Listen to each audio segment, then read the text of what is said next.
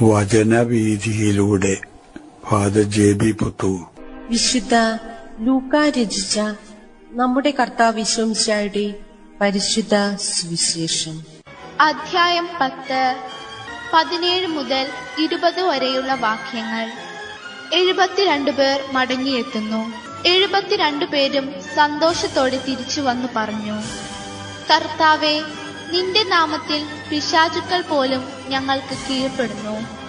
അവൻ പറഞ്ഞു, സാത്താൻ സ്വർഗത്തിൽ നിന്ന് ഇടിമിന്നൽ പോലെ നിപതിക്കുന്നത് ഞാൻ കണ്ടു.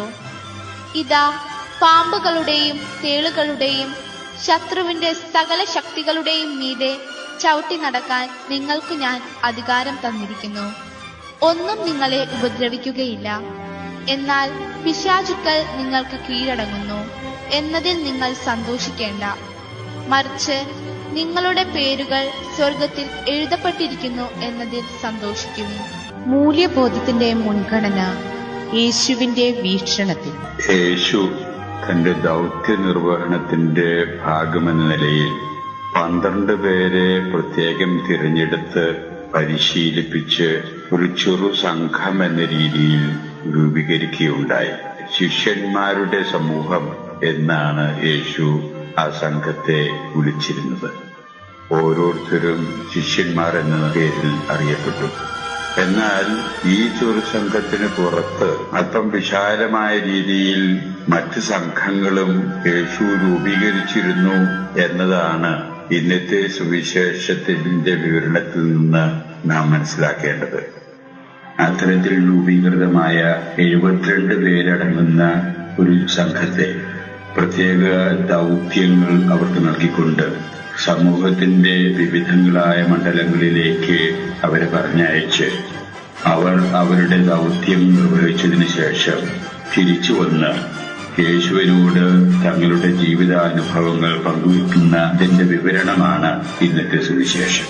അവർ പങ്കുവയ്ക്കുന്നത് വളരെ ഉത്സാഹത്തോടും അതീവ താല്പര്യത്തോടും വിസ്മയത്തോടും കൂടിയൊക്കെയാണ് അവരുടെ ജീവിതാനുഭവങ്ങൾ യേശുവായിട്ട് പങ്കുവെക്കുന്നത്.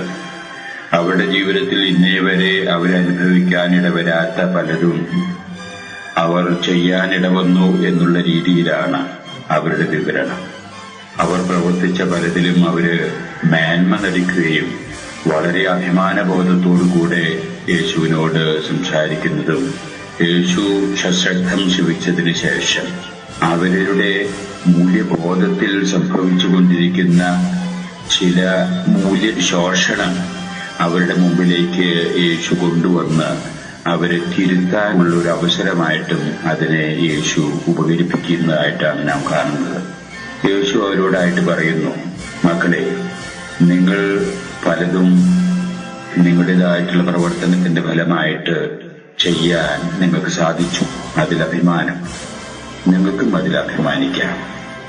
പക്ഷേ അതിലുള്ള അഭിമാനത്തെക്കാൾ, മേന്മ നടിക്കുന്നതിനേക്കാൾ നിങ്ങൾ യഥാർത്ഥത്തിൽ നിങ്ങളെ സംബന്ധിച്ച് നിങ്ങൾക്ക് തന്നെ മേന്മ അവകാശപ്പെടേണ്ടത് നിങ്ങളുടെ പ്രവർത്തനം ദൈവത്തിന്റെ മുമ്പിൽ പ്രീതിജനകമായി തീർന്നുവോ ഇല്ലയോ എന്നുള്ളതിനെ ആശ്രയിച്ചിരിക്കും. ആ പ്രവർത്തനങ്ങളുടെ ഫലമായിട്ട് നിങ്ങൾ തന്നെ ദൈവത്തിന്റെ മുമ്പിൽ സ്വീകാര്യരായി തീർന്നുവോ ഇല്ലയോ, അങ്ങനെ ദൈവത്തിന്റെ മുമ്പിൽ സ്വീകാര്യരായിട്ട് നിങ്ങൾ തീർന്നു എന്ന് ഉറപ്പാക്കുക എന്നുള്ളതാണ് നിങ്ങളുടേതായിട്ടുള്ള ദൗത്യത്തിൻ്റെതായിട്ട് ഞാൻ ഉന്നം വയ്ക്കുന്നത്. നിങ്ങളെ ഞാൻ ഒരു ജോലി ചെയ്യാൻ വേണ്ടി പറഞ്ഞയച്ചതല്ല. ജോലി ചെയ്യുന്നവർക്ക് ജോലിക്ക് വേതനം, അതിന്റെ കൂലി എന്ന വിധത്തിൽ ലഭിക്കും. ഞാൻ നിങ്ങളെ ദൗത്യ നിർവഹണത്തിന് വേണ്ടി പറഞ്ഞയച്ചതാണ്. ജോലിയും ദൗത്യവും തമ്മിൽ വളരെയേറെ വ്യത്യാസം. ദൗത്യം എന്ന് പറയുന്നത് ഒരു ജോലിക്കുള്ള കൂലി എന്ന രീതിക്ക് പകരം അത് ജീവിതത്തിൽ തന്നെയാണ് സമൂല പരിവർത്തനം വരുത്തുക. അത് ദൗത്യം നിർവഹിക്കുന്ന വ്യക്തിയുടെ ജീവിതത്തെയാണ് അത് ബാധിക്കുക. വ്യക്തിത്വത്തെ തന്നെ പരിവർത്തനം വരുത്തും ദൗത്യ നിർവഹണത്തിന്റെ അടിസ്ഥാനത്തിൽ. അത്തരത്തിലുള്ള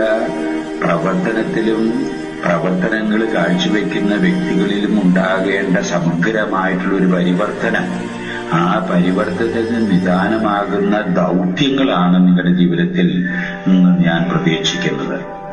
അതുകൊണ്ട് നിങ്ങൾ നിങ്ങളുടേതായിട്ടുള്ള പ്രവർത്തനങ്ങളുടെ ഫലമായിട്ട് ദൈവത്തിന്റെ മുമ്പിൽ സ്വീകാര്യയായിട്ട് തീർന്നു എന്ന് ഉറപ്പാക്കുന്നതിൽ നിങ്ങൾ ശ്രദ്ധ വയ്ക്കുവിൻ എന്ന ആ മൂല്യബോധത്തിന്റെ മുൻഗണന യേശു അവർക്കായിട്ട് നിർദ്ദേശിച്ചു കൊടുക്കുകയാണ്. യേശു അങ്ങനെ പറയുമ്പോൾ 12 പേരടങ്ങുന്ന ശിഷ്യന്മാരെ സംബന്ധിച്ചും 72 പേരടങ്ങുന്ന വിശാല സമൂഹത്തെ ഉദ്ദേശിച്ചും മാത്രമാകാൻ വഴിയില്ല. അത് യുഗാന്തരങ്ങളിലൂടെ തന്റെ ജീവിത വീക്ഷണം ഉൾക്കൊണ്ടുകൊണ്ട് സന്നദ്ധ പ്രവർത്തകരായിട്ട് മുന്നോട്ട് വരുന്ന തന്റെ മക്കളായ സഭയുടെ അംഗങ്ങൾ എന്ന നിലയിലുള്ള എല്ലാ വ്യക്തികളെയും ഉദ്ദേശിച്ചുകൊണ്ട് യേശുവിന്റെ ദർശനം ജോലിക്കാരാകുക എന്നതിനേക്കാൾ ദൗത്യ നിർവാഹകരായിട്ട് തീരുക എന്നുള്ളതാണ്. അപ്പോൾ ദൗത്യം നിർവഹിക്കാനുള്ളവരാകണം നാം ഓരോരുത്തരും എന്നുള്ള ബോധ്യമാണ് ചെറുപ്പം മുതലേ നമ്മുടെ മനസ്സിൽ കോറിയിടേണ്ട യാഥാർത്ഥ്യം.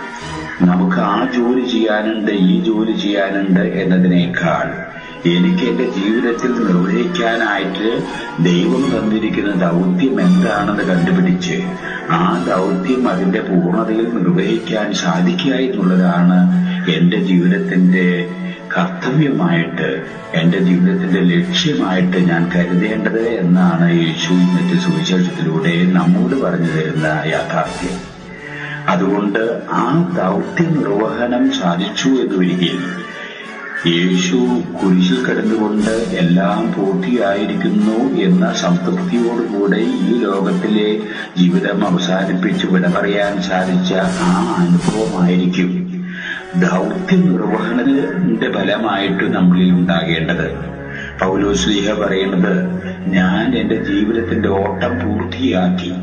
ആ ഓട്ടം പൂർത്തിയാക്കുക എന്ന് പറയുന്ന ഓടുക എന്ന് പൗലോസ് ഉദ്ദേശിക്കുന്ന ആ ദൗത്യം അത് ശാരീരികമായിട്ടുള്ള ഓട്ടമല്ല എന്ന് നമുക്കറിയാം. അത് തന്നിൽ നിക്ഷിപ്തമായിരിക്കുന്ന ആ ദൗത്യം അതിന്റെ പൂർണ്ണതയിൽ പൂർത്തിയാക്കിയിരിക്കുന്നു എന്നുള്ളതാണ് അതിന്റെ സൂചന. ഇതേ രീതിയിൽ നമ്മളെ സംബന്ധിച്ചിടത്തോളം എന്റെ ദൗത്യം എന്താണ് ജീവിതത്തിൽ ഞാൻ അനുവർത്തിക്കേണ്ടത്, അത് എന്തുമാത്രം ഞാൻ പൂർത്തിയാക്കി, അത് 100% പൂർത്തിയാക്കാൻ എനിക്ക് സാധിച്ചിട്ടുണ്ടെങ്കിൽ എല്ലാ തരത്തിലും എനിക്ക് സംതൃപ്തിയും മേന്മയും എന്റെ ജീവിതത്തിൽ എനിക്ക് അവകാശപ്പെടാവുന്നതാണ് എന്ന യാഥാർത്ഥ്യം ഉൾക്കൊള്ളാൻ നമുക്ക് അവകാശമുണ്ട്. അല്ലാതെ ഏതെങ്കിലും തരത്തിലുള്ള ജോലികൾ ചെയ്ത് അതിനേക്കാൾ വലിയ ജോലികൾ മറ്റുള്ളവർ ചെയ്യുന്നു, അതല്ല നമ്മുടെ താരതമ്യ പഠനം. എന്റെ ദൗത്യം ഞാൻ നിർവഹിച്ചു, അത് പൂർണ്ണമായിട്ട് നിർവഹിച്ചു എങ്കിൽ എനിക്ക് സന്തോഷിക്കാൻ അവകാശമുണ്ട്. ഈ ദൗത്യ നിർവഹണം ഭാഗികമായിട്ട് മാത്രമേ ഉള്ളൂ എന്നുണ്ടെങ്കിൽ അതിനനുസരിച്ച് എന്റെ ജീവിതത്തിൽ പരിവർത്തനങ്ങൾ വരുത്തേണ്ടതുണ്ട് എന്ന യാഥാർത്ഥ്യമാണ് ഞാൻ ഗ്രഹിച്ചെടുക്കേണ്ടത്.